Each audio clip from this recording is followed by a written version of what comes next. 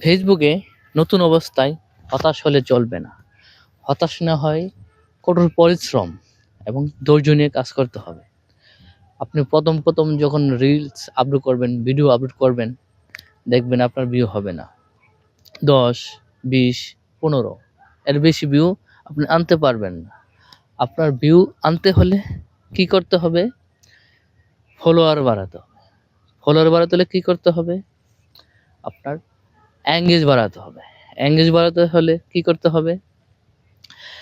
Engage বাড়াতে হলে আপনার সামনে আসা যে ফেসবুকে সাজেস্ট করা যে ভিডিওতে আপনার কমেন্ট করতে হবে। আর গঠনমূলক কমেন্ট করতে হবে। একটা গঠনমূলক কমেন্ট করবেন, ৫-৬ জনকে রিপ্লাই কমেন্ট করবেন, রিঅ্যাকশন দিবেন, রাব রিঅ্যাকশন দিবেন, লাইক করবেন। এখান থেকে আপনার কি হবে? পরিচিতি হবে। তখন কি হবে? দেখা যাবে আপনি এখান থেকে অনেক ফলোয়ার পাবেন। এবং আপনার সামনে আসা যে ভিডিওগুলো যদি আপনি স্কিপ করেন, তাহলে কিন্তু আপনার পরিচিতি হবে না, পরিচিতি পাবেন না। আপনার সামনে আসা ভিডিওগুলো কমেন্ট করবেন, রিঅ্যাকশন দেবেন। আপনার ভিডিওগুলো দেখবেন অন্যের কাছে চলে গেছে। এটাই নিয়ম। ফেসবুকে সাজেস্ট করা ভিডিওগুলোতে কমেন্ট করবেন, রিপ্লাই কমেন্ট করবেন। দেখবেন আপনার ভিডিওগুলো ফেসবুক অন্যকে সাজেস্ট করছে। এটাই নিয়ম। আর আপনার ভিডিও যে আপলোড করেন, এই আপলোডগুলো আপনার শিডিউল করতে হবে। সময় নির্ধারণ করতে হবে। আপনি ঠিক সময় নির্ধারণ করে ভিডিওগুলো আপলোড করতে হবে।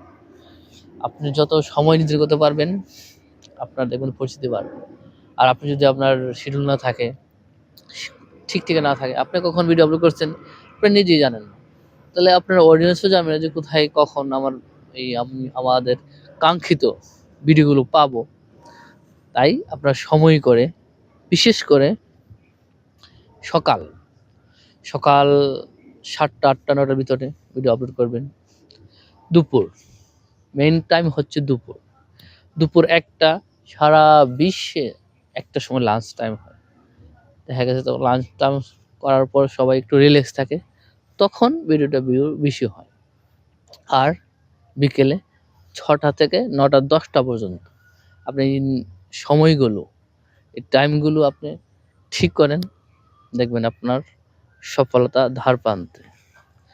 তারপর আপনার রিলস আপলোডের পাশাপাশি আপনার কি করতে হবে? সপ্তাহে ২ থেকে ৩টা লং ভিডিও আপলোড করতে হবে। লেখা পোস্ট করতে হবে। সপ্তাহে ৪ থেকে ৫টা ছবি, পিকচার আপলোড করতে হবে। তাহলে আপনি আগাতে পারবেন এবং কম সময়ে কনটেন্ট মনিটাইজেশন পাবেন।